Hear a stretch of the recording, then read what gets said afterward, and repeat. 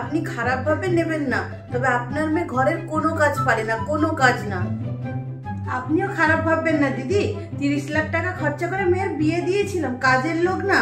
আপনি যদি করতে না পারেন একটা কাজের লোক রেখে দিতে পারেন তো। আমার ছেলের পুরো জীবনটা নষ্ট হয়ে গেল, রাতে একটু শুতে পারে না শান্তিতে আমার ছেলেটা, এত নাক ডাকে। তা আপনার ছেলেও কোথায় কম যায়, মূলো খেয়ে খেয়ে তো পুরো গ্যাসের ট্যাঙ্ক করে রেখেছে পেটে, সারা ঘর দুর্গন্ধ ছড়া, সবই খবর পাই। না রূপ না গুণ, জানি না কি দেখেছে আমার ছেলের সাথে এই মেয়ের বিয়ে দিয়েছিলাম আমি। তো আপনার ছেলে কোন সে রণবীর কাপুর দিদি? আপনিও তো বিয়ের আগে বলেছিলেন অকেশনালি কখনো কখনো ড্রিঙ্ক করে, এটা তো বুঝিনি অকেশন রোজ হয়।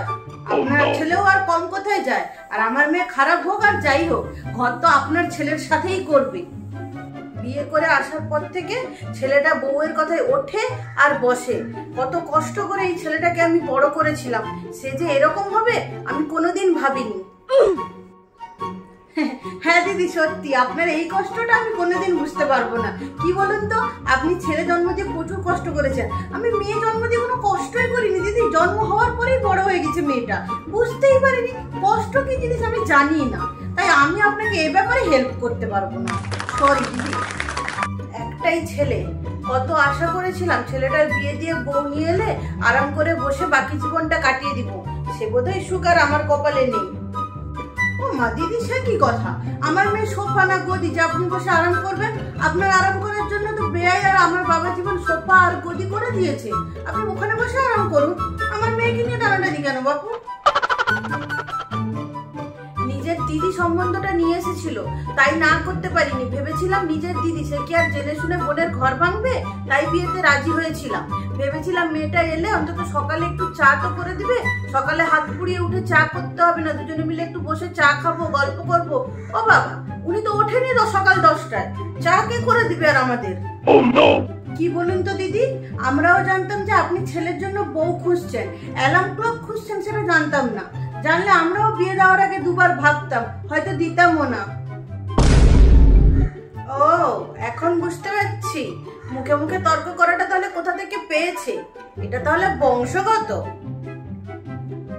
হ্যাঁ দিদি, এটা বংশগত। আমিও কোনোদিন কোনো অপমান আর মিথ্যে কথা মুখ বুজে সহ্য করিনি, আমার মেয়েকেও আমি সেই শিক্ষা দিইনি। অপমান করলে সে অপমানের জবাব দিতে জানে।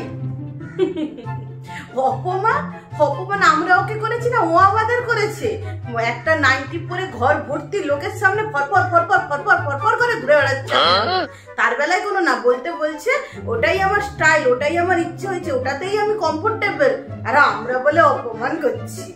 সত্যি দিদি, আমার যতদূর মনে আছে দিদি, আপনি দেখতে এসে বলেছিলেন আপনাদের কোনো চিন্তা নেই, আমি আপনাদের বাড়ি থেকে মেয়ে নিয়ে যাচ্ছি, আমার বাড়িতেও মেয়ে করেই রাখবো। এখন আপনারা আপনার মেয়ের ব্যাপার, সে কি করে থাকবে, কিসে কমফোর্টেবল, সেই নিয়ে তো আমি আপনাদের সাথে কিছু বলতে পারি না দিদি, ওটা আপনারা আপনার মেয়ের ব্যাপার, আপনারাই দেখে নিন। এইটা তো আমাকে শোনানোর কোনো প্রয়োজন নেই। দেখুন বেয়ান, আমি আপনাকে অনেকক্ষণ ধরে অনেক কিছু বোঝানোর চেষ্টা করছি, এবারে আমি সরাসরি বলছি, সংসার এভাবে হয় না। মেয়ে মানুষের এত তেজ কিসে? সংসার করতে গেলে দুটো মানুষ সমানভাবে অ্যাডজাস্ট করলে তবে কি একটা সংসার সুষ্ঠুভাবে চলতে পারে। আপনি আপনার মেয়েকে বোঝান, এভাবে করলে সংসার চলে না। এই তো আপনি আমার মনের কথা বললেন, আমিও তো ওটাই বলতে চাইছি। এক হাতে তো আর তালি বাজে না দিদি, তালিটা দু হাতেই বাজে, তা অ্যাডজাস্টমেন্ট শুধু তরফাই হয়, তাই না?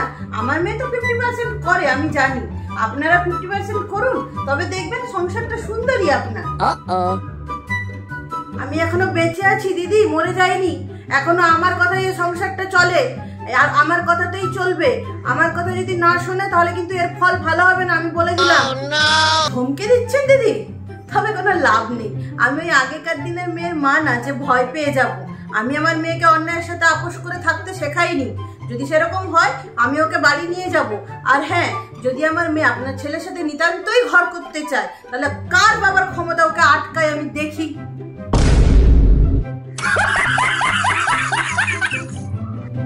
আর আসি দিদি, ভালো থাকবেন।